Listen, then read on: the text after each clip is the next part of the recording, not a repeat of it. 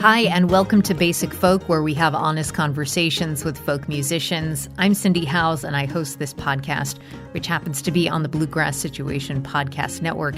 Thanks for finding us. Today, a special episode of Folk Debate Club, a collaboration we do with Folk Alley's podcast, Why We Write.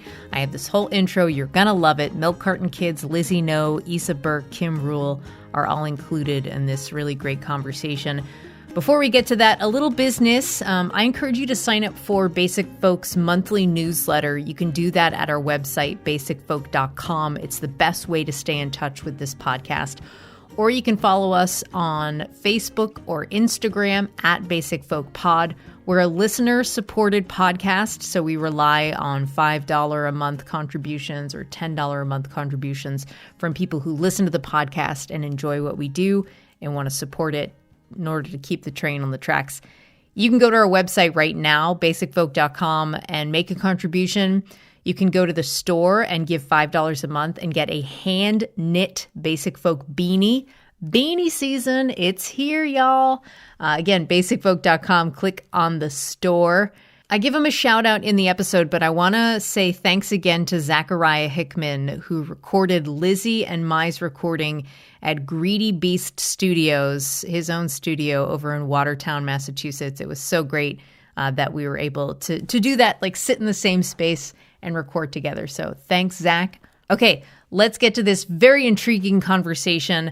It is Folk Debate Club, your career versus your soul on Basic Folk.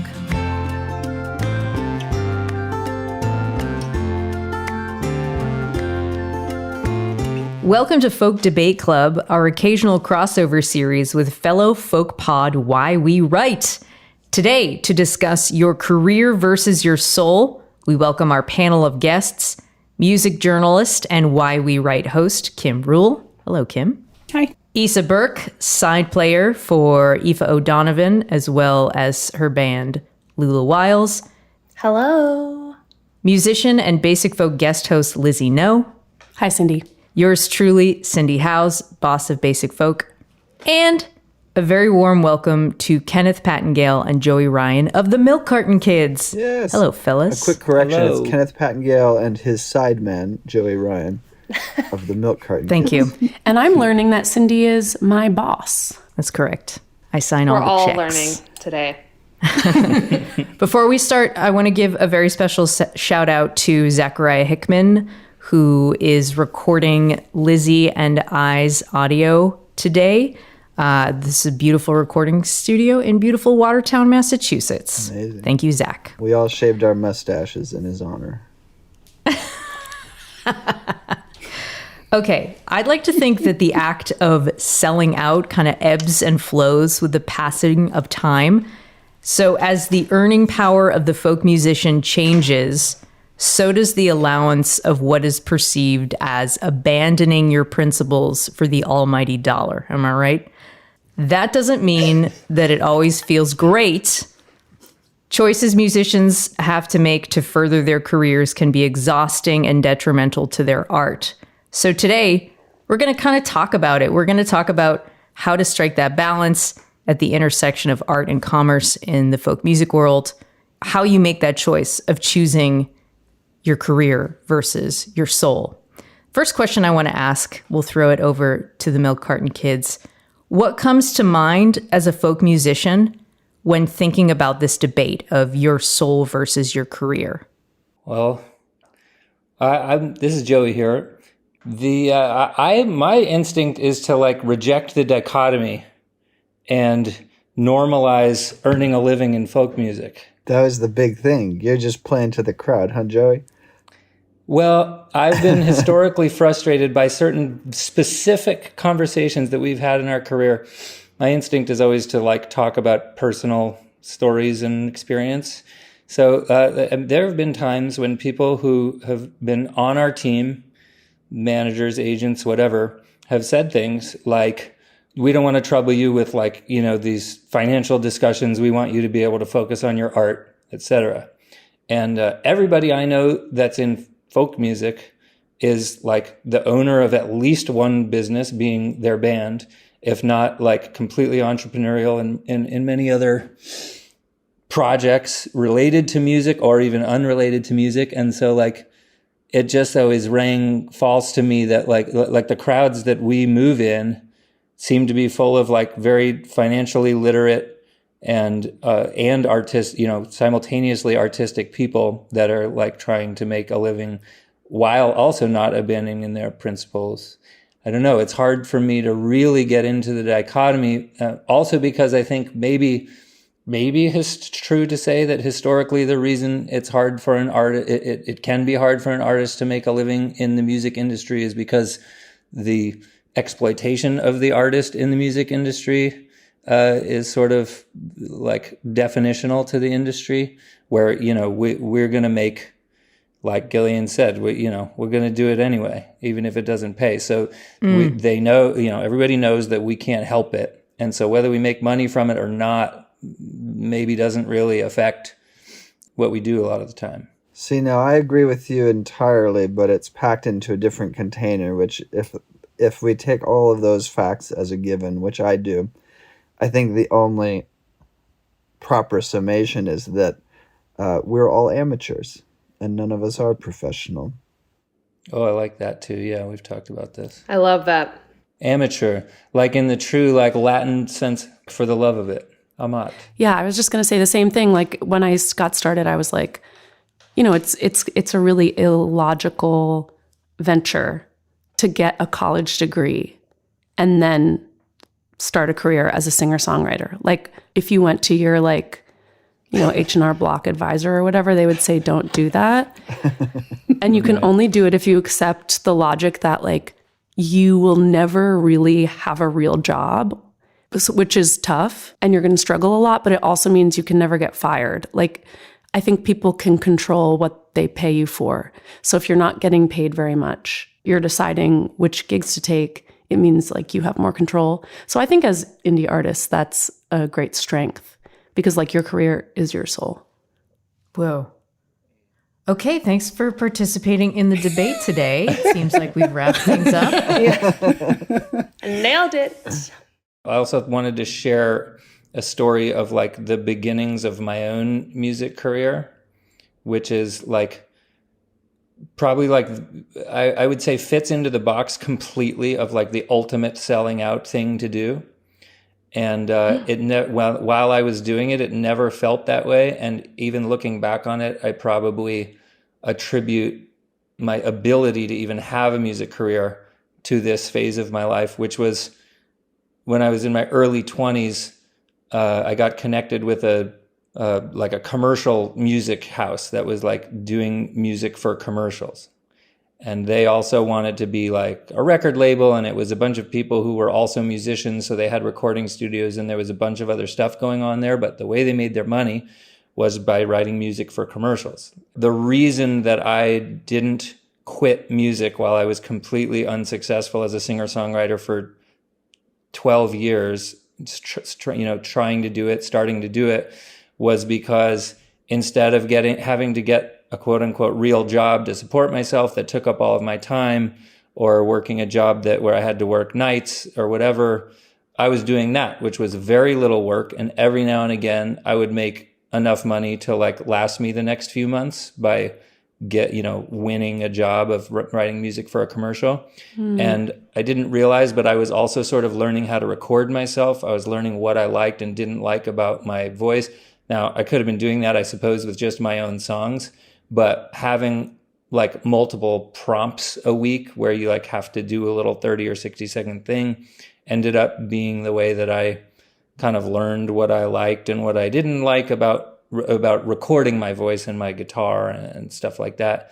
I 100% would have quit and gone back to graduate school for psychology and gone back to the path that I was supposed to be on if I hadn't have been able to like make a living doing relatively little work that left me a lot of time to do what I was an amateur at, which was learning how to be a singer-songwriter.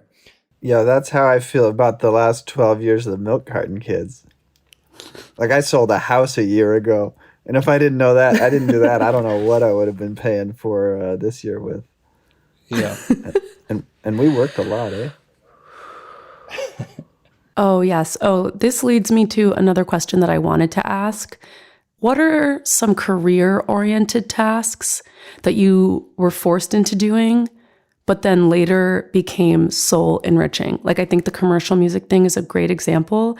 I was thinking about making merch. I think it's so stupid that I have to be a t-shirt salesman or whatever, but I've recently taken it as an opportunity to collaborate with my partner who's a designer, and like talking to people about what they like to buy, I think is actually really fun. It makes you think about the visual aspect of like what aesthetic works with the music that you're playing. And I think it gives you like a bigger kind of mood board view of your own music. So I was curious if you guys had thoughts about like other things like that. For us, it's all of it, like quite literally. When our band came out, everybody was doing pledge music campaigns. Joey and I would just privately trash on all of our friends that would do pledge music campaigns because it feels like such thankless work that nobody should have to endure. And like, you already poured your soul into this music that should be good enough, but then you have to come up with these different gimmicky packages. And I'm just sitting there pulling my hair out. Like, whoever did that at the end, I'm sure they overextended themselves and they devoted so much time to putting together, like, there's no money. What the hell? But still, there was a need to do something other than sell your songs for $1, because that wouldn't cut it. For me and Joey, in that moment, our thing was like, yo, fuck all of this. We're just going to put the music in a zip file and put it on Twitter and tell everybody to take it. We don't want your email address. We're not going to come up with an extra poster or a meet and greet or what. Just take, like, whatever.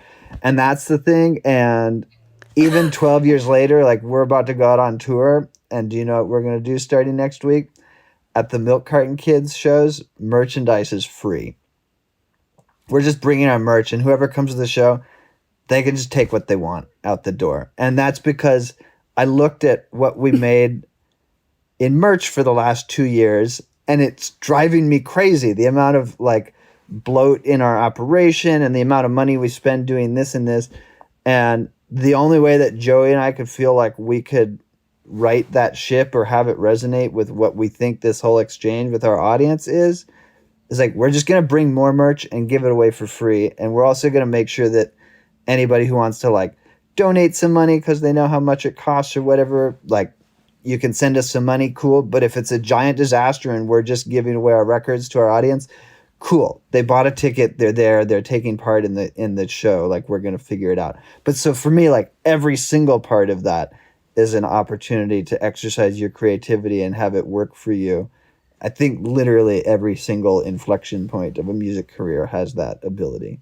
Cindy, you're producing this episode, and I would love if you could redact everything that was just said, because I am really grateful to be the owner of some free Milk Carton Kids merch, but I have no plans in future to give away anything. So I really would like to not be made to look bad. Right. Don't put that idea in people's heads. Well, it does say on the little instructions that Kenneth made to put at the merch table, it does say, don't be a dick, don't take more than you need.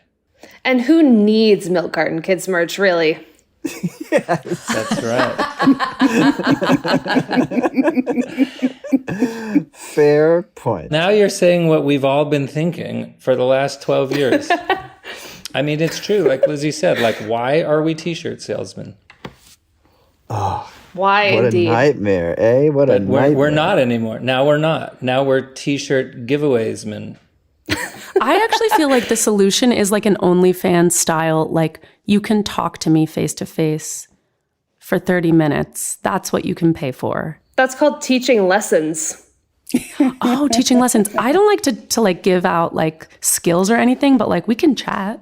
Actually, teaching is one of those things for me that I think I started doing just because I needed the money and it was there. But now that I've kind of like spent years honing my relationship to teaching and figuring out like the contexts in which I enjoy it and the contexts in which I don't, and I am at a point in my career where I can be a little pickier about who and where and what and how I teach, it's become like a really central part of like my musical practice. And I also feel pretty strongly that like musicians who don't like teaching just shouldn't teach at all.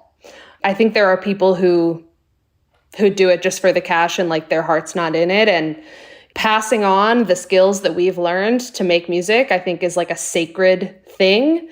In terms of like your career versus your soul, I feel like that is an area where if it's not feeding both, find another thing to do. It's kind of not the direction the conversation was going in, but it was in my brain.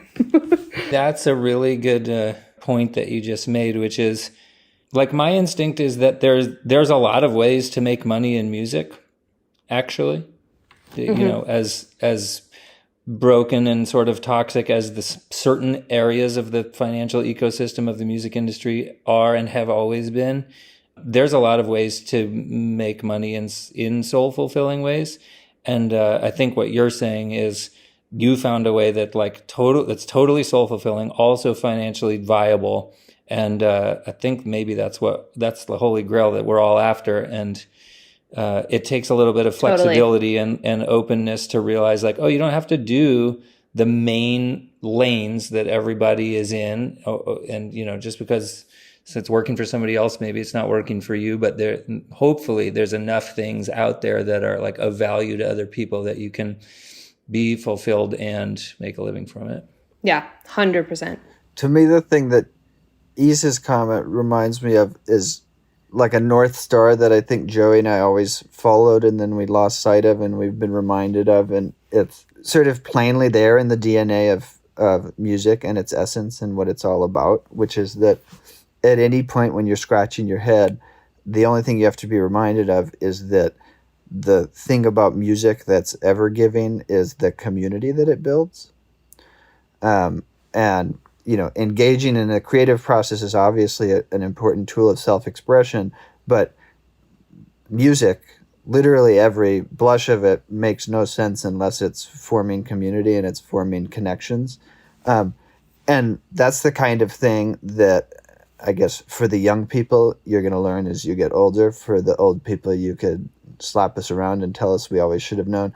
That's the thing that keeps us all like aging gracefully, keeps us from spinning out and from feeling directionless or feeling communityless. And I think at every turn, that's the reminder that anything that you can do, that because also this question about selling out, like, is almost an unanswerable or like an unfathomable prompt, because every single person that engages in music comes from such wildly diverse backgrounds and means and ability to participate. And so to think that there could ever be any kind of like generalized path that would work for anybody is totally insane, because I know people that are significantly more talented than me that can do music their entire life but never have to worry about money because they come from generational wealth or because they come from, you know, like whatever.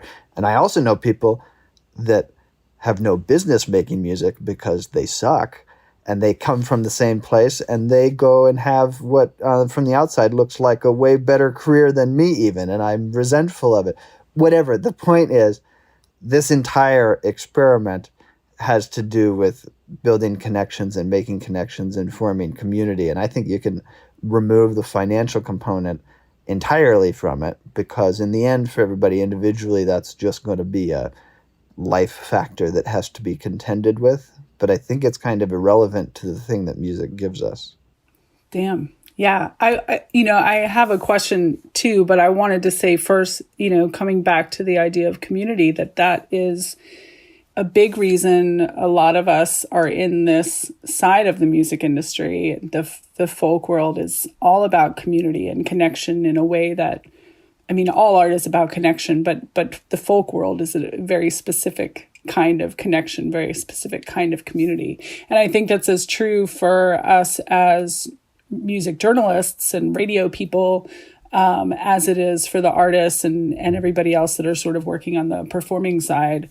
I've found that the people who are dedicated on my side of the equation are as committed to the idea of folk music and a balance of soul and career as the artists are. And I think that that's a really cool, unique thing about our part of the industry. But I was wondering, I have to ask the songwriting question. So songwriting is a thing that connects one soul to many others, and yet modern capitalism requires that career enter the equation. And I'm wondering, who are some artists that you feel have navigated this conundrum artfully, and what have you learned or borrowed from them when you approach your own work?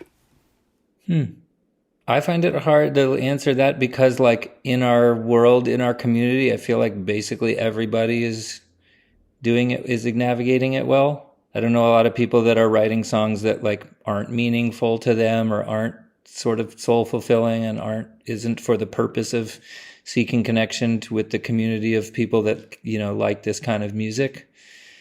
So it's a little bit, I think maybe, I don't know, someone can disagree, but I feel like it's like a little bit the water we swim in is just people making music for the right reasons. Maybe that's why we're here. Maybe that's why we haven't endeavored to try and do something different to like get bigger or break out into it more, like with, you know, find a mainstream audience or something like that. It just kind of feels good here. Everybody doing it for the right reasons. You know, my favorite historical examples is Leonard Cohen, who made just one of the most amazing debut records of all time. And then for his second record, he basically decided to just write new lyrics to this other song, like the songs he just put out, and was like, hey, everybody, these are totally different songs. And then you listen to it, it's like, no, that's the chord progression to Suzanne and the melody and maybe some of the same backing tracks. Like, what the fuck, man? But clearly, for him, he wasn't worried about anybody calling bullshit on that or that even mattering. Like that, I think that we can all trust now Leonard Cohen was not like doing that because he thought it was some formula that would result in some wild success. It was just his strength was writing lyrics and telling stories, and he didn't really care about something that I think probably in modern times you'd be embarrassed about, or, you know, like the kind of nitty gritty that us making music in the last 20, 30 years, the self-reflexive tendencies we have about how we're viewed and what we have to change to transmit originality and transmit some kind of individuality. There's the most wonderful historical example there. Leonard Cohen just did not care. And of course, history doesn't care. You listen to that and it's like, yeah, two different songs, same chords, whatever. Maybe I should try that. You'll win in court too if they ever challenge you. Just ask Ed Sheeran. Everything changes when you have litigious heirs. I feel like Adeem the artist really kills it on this front. Like, I think back to fundraiser. I should not say that word out loud. Can someone else say it? When Lizzie thinks back to the redneck fundraiser for Adeem the artist, what do you think, Lizzie? Well, that fundraiser was so successful. And like, I think about crowdfunding and how it can feel so, there is an ick to it, and I've done it. But they were so persistent about it and so humble about it. They were asking for like $1 from 50,000 people. Much like Barack Obama, hope and change vibes. Like, I think that was such a great example of like, I need some money and I don't want it to ever be a burden to anyone. So I'm going to make it really silly and write a bunch of songs and share them along the way and make sure I get as many people as possible involved in my album. And that made for an unbelievably successful release on White Trash Revelry because so many people were already emotionally invested in it and thought it was so funny that somebody was trying to fund an album $1 at a time.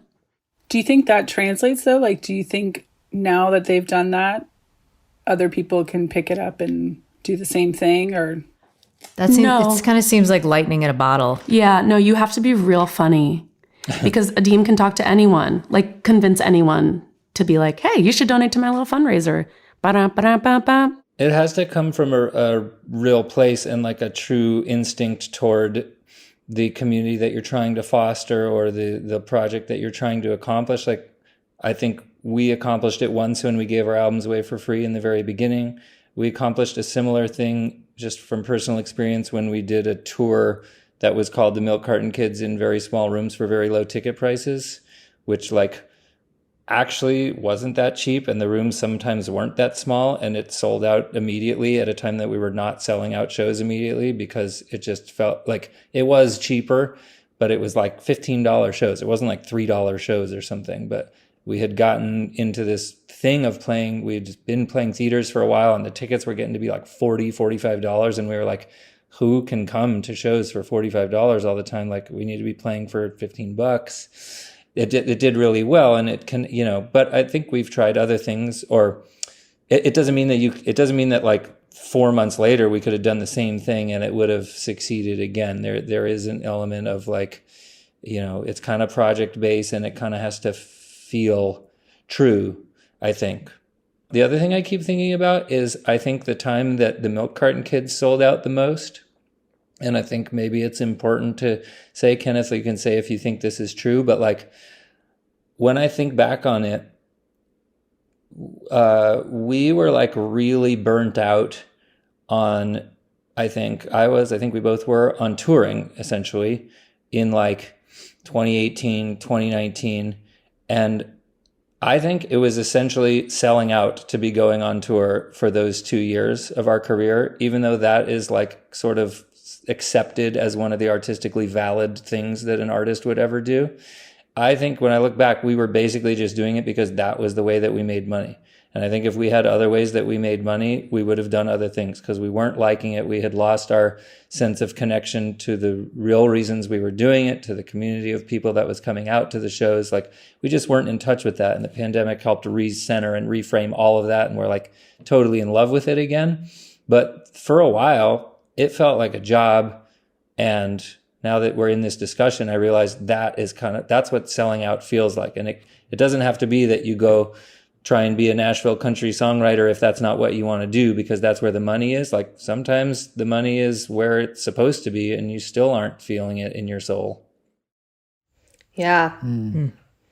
Yeah, I love that. One thing that I was just thinking about, I feel like the connective tissue that I'm seeing, like between what you guys were talking about with the lower ticket price shows and what Lizzie was talking about with Adim's crowdfunding campaign, is like, in both cases, I feel like there's a real intentionality of like, what kind of community are you creating with your shows? Yes. Like, who are you bringing into your audience?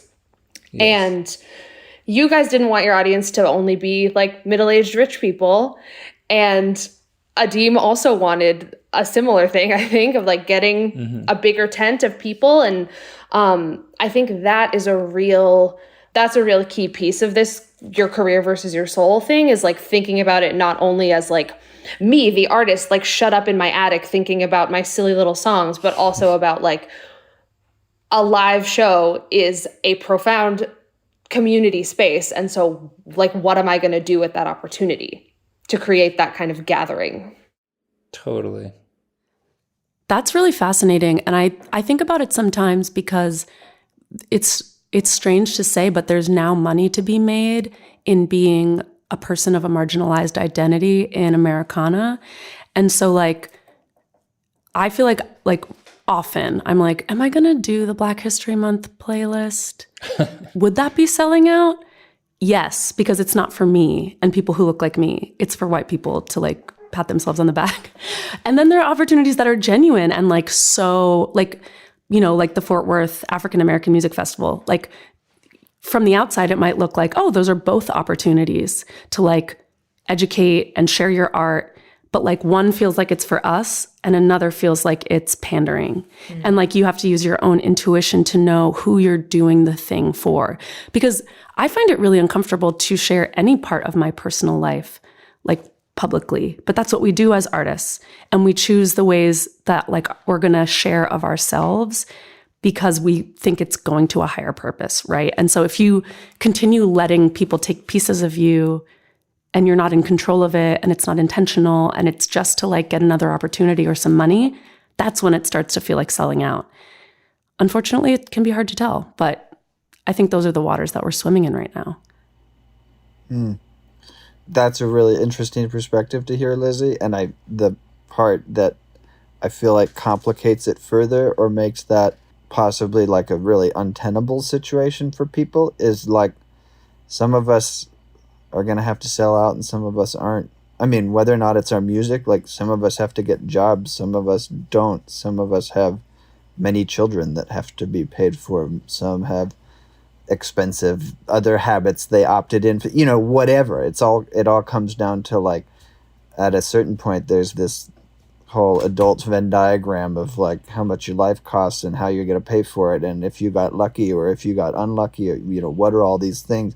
And then to add into that another layer that would test your own character and your own dignity, and to test, that's like, what a confusing and burdensome affair, you know?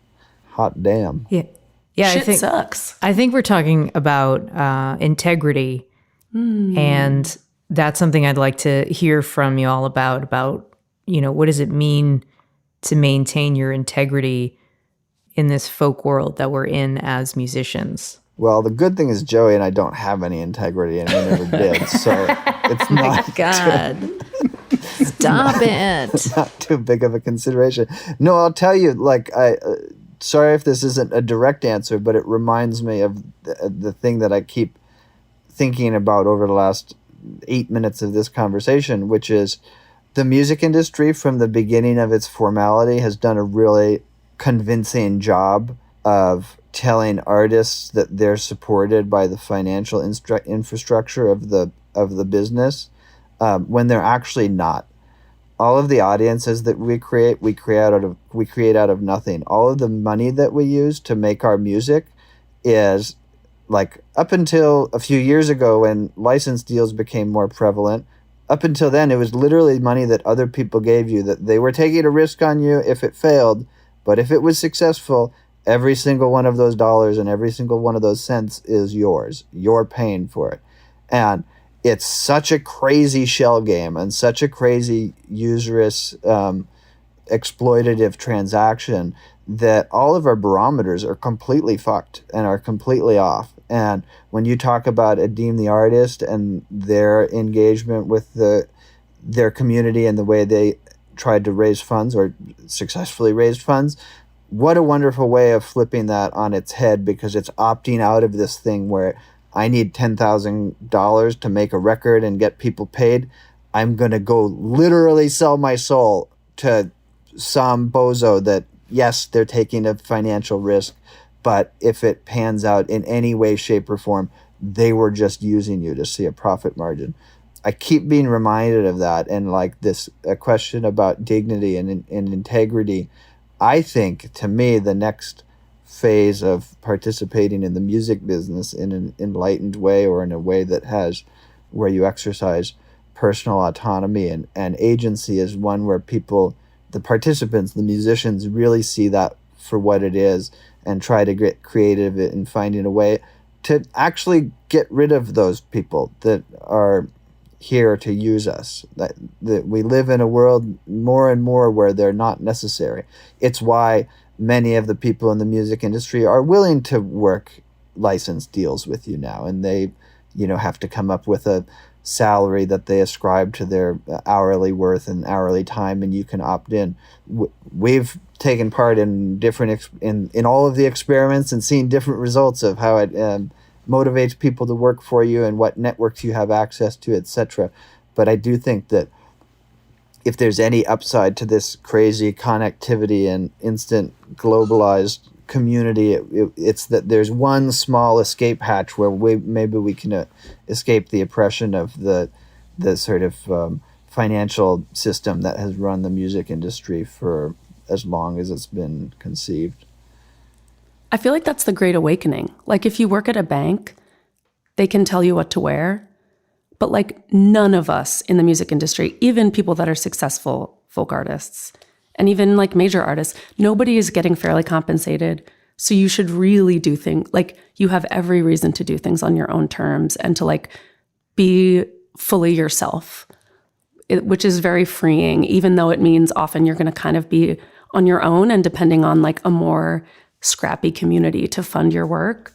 yeah, I think that's like a huge strength. It's one of the places where I'm sure many of them would have a gripe, but I feel like comedians hit the sweet spot in the sort of historical gestation of like their career and what it is to make money individually. You know, like the only example I can reach for is Louis C.K., which is somebody that has enough problems that I don't really want to be promoting Louis C.K., but that guy would go do... I don't know her.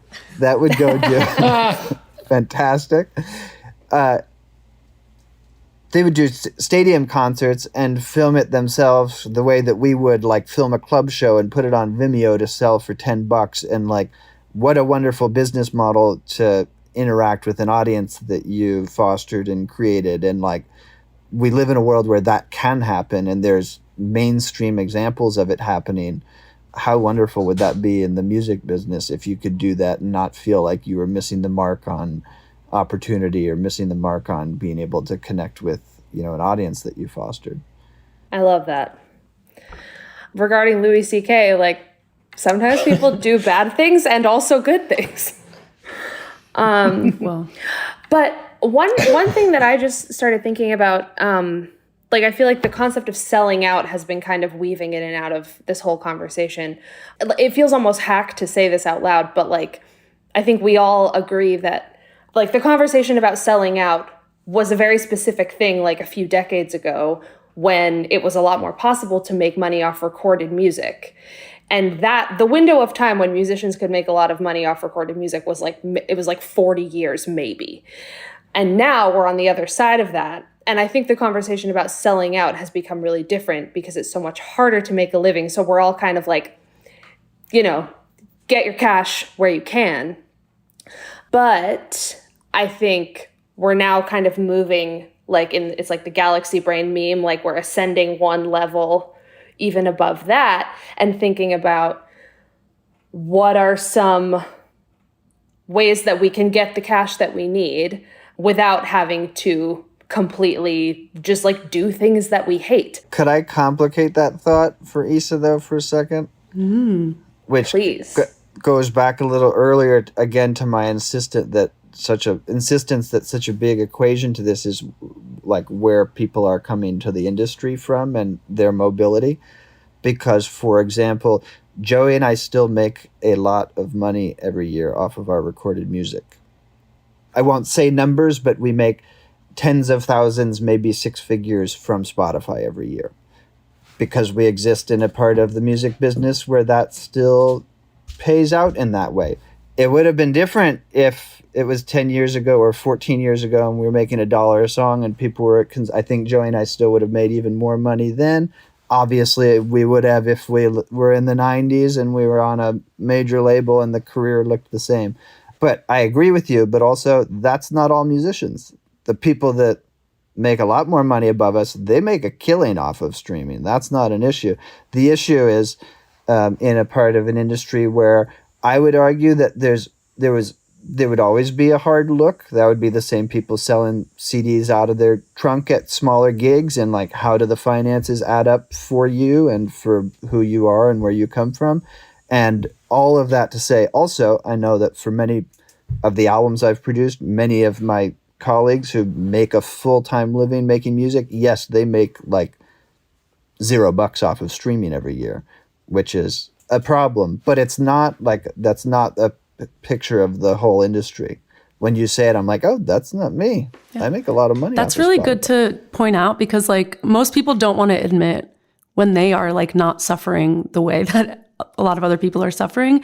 And it is really like this inverted pyramid where those pathways are still possible, but it is so skewed against the majority of people that are putting out recorded music. Totally. Another small diversion, and we don't have to go in this direction if we don't want, but I've been a part of a number of projects where, as a producer and somebody who's giving advice and being a trusted advisor to an artist, when it comes time to a decision and the methodology comes up where like certain artistic decisions are considered in the context of like, oh, will this stream better? Will this have a better chance on playlist? I'm the first person to try to give like a gut check. And it's like, hey, you have 90,000 monthly listeners on Spotify, like we shouldn't make any decisions based on that. Like you haven't been lucky on that front yet. And if you get lucky, cool, great. But like, why would we even consider this when we're talking about an artistic decision? That's nuts. And I feel like the system that we're in and social media and the way that thoughts and information swirl always puts artists at a disadvantage to feel like they need to represent the systems that they see projected at them and that they have to think about that. It's a difficult thing because also I'll fully acknowledge I could be wrong on all of those times where I, piped up and gave my opinion to an artist that I was working with. I could have been the thing that kept them from landing a big Spotify thing that bumped their numbers up and made them able to earn money. But it's like, I don't know, the whole thing is like so varied, and we have such a desire to see these things as like monolithic, knowable, calculable things, and none of them are. I think it's pretty fucked up that you would undermine artists in that way. Kenneth, I just have to say why would you do it? We're being authentic on this podcast. Fair. Yeah. Point taken. You know who is balancing it well is Taylor Swift. Oh, here we go. That's my gratuitous Taylor. Ring the Kim bringing up Taylor Swift alarm. Taylor. I mean, I think with the Taylor version recordings, like to bring it back to Leonard Cohen, like there are so few artists that can get away with using the same music again. Of course, she did it in a very different way and for different reasons than he did. But it's a pretty boss move to sort of keep a connection with your soul's creation without losing your respect for yourself. The best take that I recently heard, you can't say anything about Taylor Swift that could possibly be construed as negative in any way. So I'll just put this under the heading of, yes, totally boss move. But one of the most successful artists of all time in the world right now, re-recorded all of her music and sold it back to her fans again that already had it and made them feel like they were taking part in a revolution by giving her their money again. That's fucking boss move. Yeah, I would never want the Swifties to start coming for me on the internet. But let it out, Lisa. Some of my best friends are Swifties. I think Swifties deserve rights.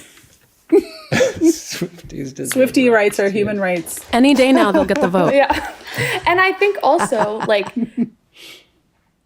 this brings up something that is interesting, that integrity is something that can't always be known by anyone other than the artist, even including the artist themselves, because what seems to one person like a sort of righteous take back of your own artistic autonomy might seem to someone else like a cynical cash grab.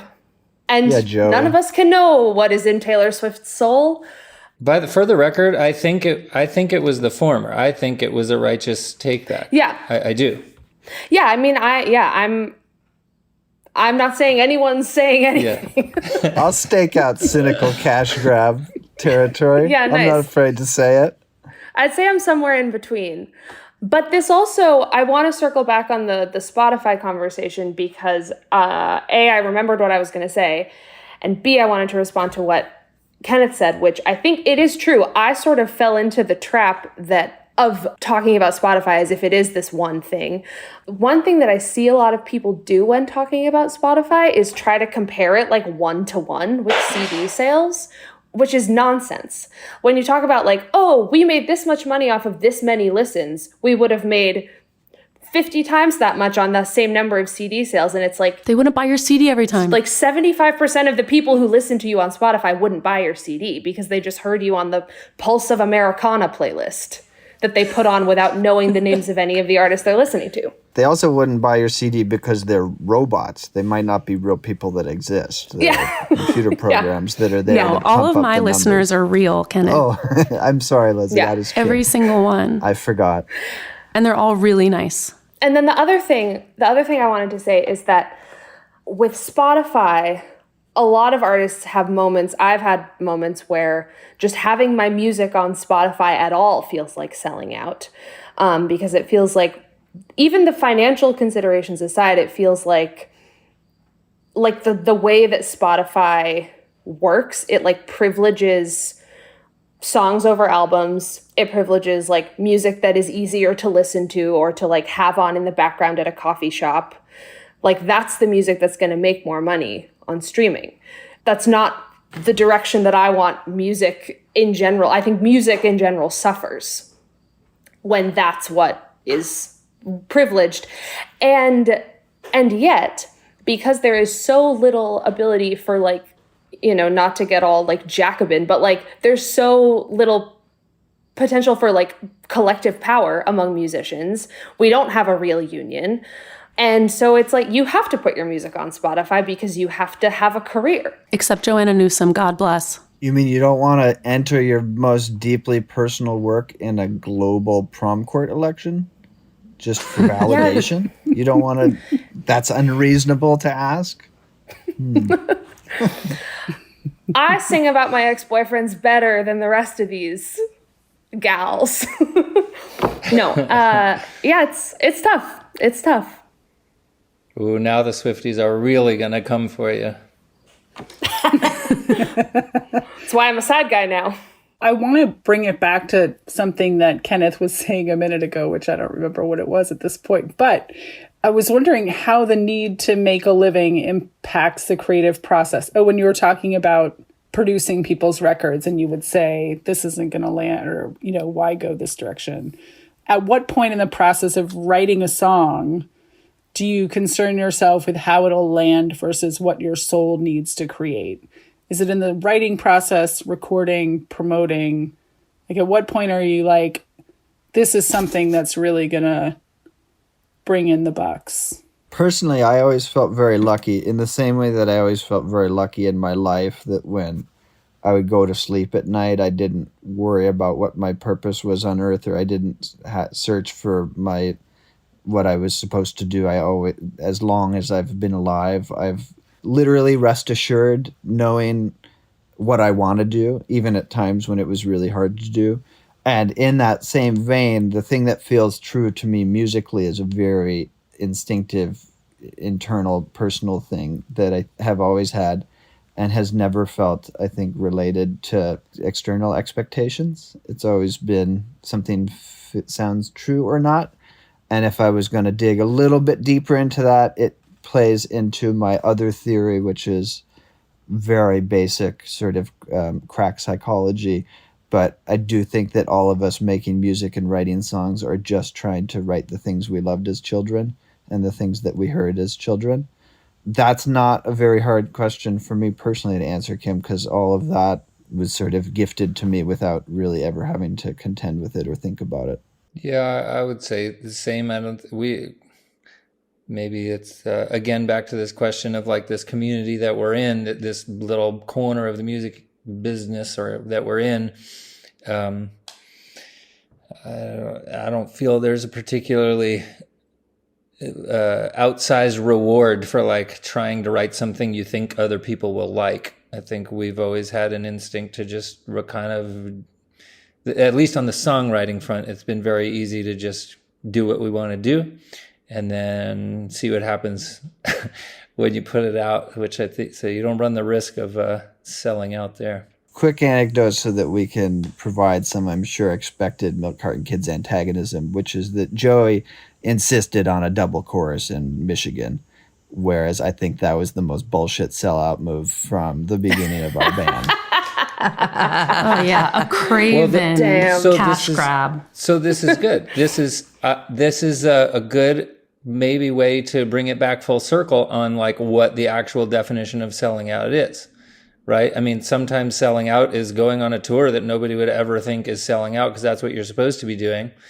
I don't mean to like throw it back on you in an accusatory way, Kenneth, if that's even a word, but like I felt like your resistance to having a double chorus was because of a sort of external notion you had of what that signified, rather than an internal notion of what the song needed at the moment, when to me it was so obvious that like we should sing the chorus again right then. Like that's what it feels like it wants. Whatever, bro. I sell out every night on stage when we hit the double chorus. I just fold over in shame. I go, here we go. Yes, no, clearly we did it. And Spotify says that was the right thing to do. So it was the right thing to do. But like you wisely, I think, said, and I'm really taking this, I'm going to remember this from this conversation, is like sometimes you can't know what only the person doing it can know if it's selling out or not. I think the really frustrating and amazing thing is that like in that like dialectical sense, what you think is going to be a disqualifier for you commercially is going to become the thing that makes you the most money. Like that's just always how it is. And so you should just be yourself so you can make money. Bingo. Yeah. Circling back also on the like, who do you want coming to your shows? It's like if you make the music that you like, then the people who come to your shows will be the people who have the same taste in music as you. And then you can be in a space together where you all like the same shit. Because also the thing that I think about all the time is like, we're not doing this to get rich. We're doing this because it's fun. So if it's not fun, stop doing it and go do something else. Is there a worse fate in music than the artist who had a big commercial hit with a song they didn't like? I feel like that is like the ultimate nightmare. Purgatory hell. Like that's the worst result from starting a career in music, is to get successful on a thing you didn't like, you didn't mean to do, you didn't. But then can we also agree what Issa just said? That like just describes a Jason Aldean concert, and like we'd need another podcast to like tackle that one. Wait, you think Jason Aldean doesn't like his music? No, I think the one right before that where just his following his North Star and everybody that agrees is showing up in the same place and they're all just having a party. Guys, did you know that when I was 22, I went to a Jason Aldean concert? Ooh. Did you love it? But guess what? I didn't. I did. I went with my sorority sister and we did not pay for tickets. We tailgated in the parking lot and listened to the music for free. Sick. Cute. Like a real fan. Like a real fan. And then a lot of things changed. Yeah. Was that a helpful anecdote or? Absolutely. Cool. I liked it. Thanks, Cindy. Love it. All right, we have come up on an hour and want to go around if anyone has any final thoughts of things that they'd like to mention before we wrap. I have one other thing that's been sort of rattling around in my brain.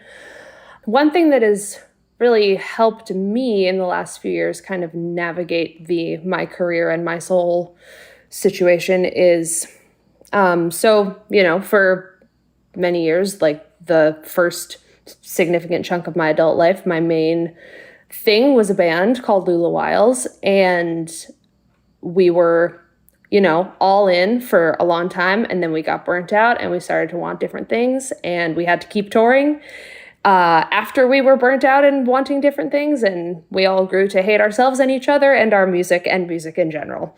We don't hate each other or ourselves anymore. Yeah. A common tale. Indeed, a tale as old as time.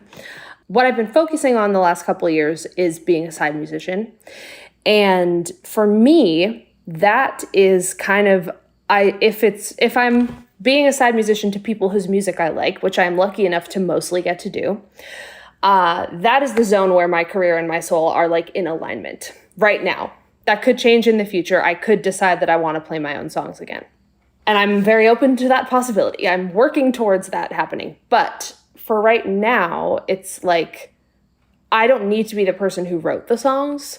I just need to be like playing and singing music that I enjoy.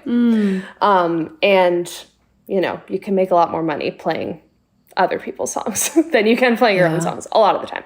So that has been a way that I've found to kind of thread that needle, at least for the current phase of my life. But things can always change. I mean, piggybacking off of that, I think that's like a really beautiful way to navigate this weird industry, is to like have one or two things you won't compromise on and then like really forgive yourself for all the rest. Like I was like really like vibing with what you were saying, Issa. And I feel like for me, the thing is like, I have to be playing my songs, and I have to like, if I tell any community of people that I like care about them, I have to show up. Like, I don't want to be like, hey, I'm a feminist, and then like, you know, take money from Victoria's Secret or whatever. Like, other than that, like none of it really takes away from my integrity as an artist. Like, we all have to be on social media presenting a false image of happiness. Like, just do all of it. Take the gigs you have to take, but just don't violate your like one or two core principles, and like you're probably doing really well. I have the same exact story as Issa, though if anybody looked at the details, they would look like opposite stories. But when I was 20, I tried 9 years of a music career where every single one was like a few steps forward and many steps back, and it never made any sense. And I was a 29-year-old living with my parents in Los Angeles. And then I found another fella that like filled up all the things that I got wrong. And He it's completed you. Okay, wedding vows. That was a life-changing thing. And boy, we were tested of, all the same things you went through with your band. But in the end, I don't think I could have done it alone. I think the thing that worked for me was getting lucky to find somebody that, challenged all those things about me and made me mature or whatever, take my next steps graciously. But I think it's literally the same as your story, is that like, you got to advocate for the things that work for you and the things that you're lucky enough to come across. And funny enough, my biggest luck in life has been that those things have forced themselves on me because I'm not smart or aware enough to like recognize them for what they are. They've happened to me. Beautiful. And I agree, Kenneth.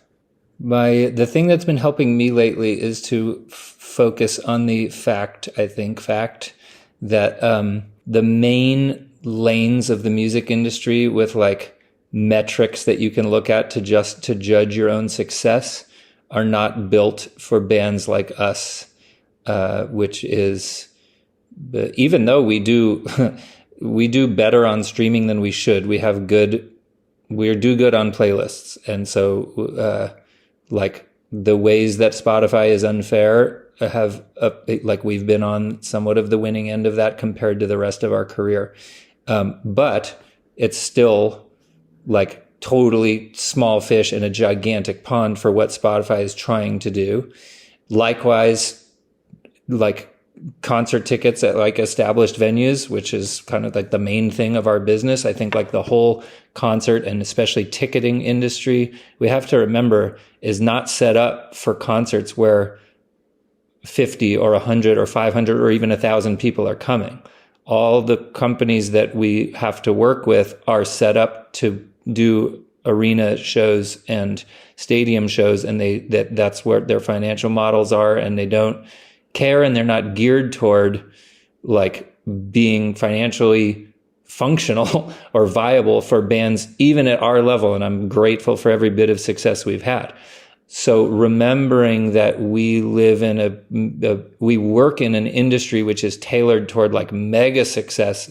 And because we are not striving for that, it doesn't really always serve us. That like being okay and actually actively looking for other things that are soul fulfilling that also can generate income for us has to be, first of all, not seen as selling out. We can't see it as selling out for ourselves. It isn't selling out if it's something that's also soul fulfilling, whether that's teaching, which we love doing. We do it at our camp now every year. Like it's been totally soul fulfilling in a way that I thought it wouldn't be, to like producing other people's records, side manning, whatever, all the way to like taking other jobs that you care about to doing stuff outside of music. Like I love coaching my kids' sports teams. I've like become incredibly invested in like becoming like a youth coach, and like dedicated to that.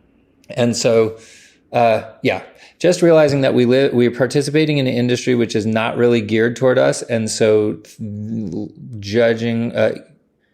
not judging ourselves based on those metrics and actively pursuing other things within that world and outside of it to like have not only income but also soul fulfillment has been a huge part of the last couple years for us, I think. Cool. Well, on that note, we'll wrap it up here on Folk Debate Club, your soul versus your career. I think we all know the answer, which is your soul is your career. Oh, which is what we figured out 10 minutes into the conversation. But this has been awesome. Thank you so much, everybody, for participating. Issa Burke, catch her on tour with Aoife O'Donovan. Anything else happening with you, Issa, that you want to mention? Yes, but I don't know if I can talk about it publicly yet, so find me on the internet and you'll see. Okay. Thanks to the Milk Carton Kids, their new album, I Only See the Moon. You can get it for free at their shows. Go see the Milk Carton Kids live. And Kim Rule, host of Why We Write. Lizzie No, co-host of Basic Folk. Also catch her on the road. Thanks, everybody. This has been so fun, and I can't wait to listen back. Thank you. Thanks, guys. Thanks, y'all. This episode of Basic Folk was produced by me, Cindy Howes. Our music composed by Alex Stanton. Basic Folk is on the Bluegrass Situation Podcast Network. You can find all of our episodes there. You can search for us on the SiriusXM app under Basic Folk. Find us wherever you get podcasts, or you can check out our website, basicfolk.com. If you liked this episode, please share it with a friend. That's so helpful. Maybe share it with your cousin's friend's older brother who one time when you were in high school, you went to the local record store where he worked as a seasonal employee. And you were like, oh, hey, guy, I applied to work at this record store, but I never heard back from them. And then he looked you dead in the eye and was like, that's because I know more about music than you do. Maybe send it to that guy. All right, thanks a lot for listening all the way to the end. We'll talk to you next time. Bye.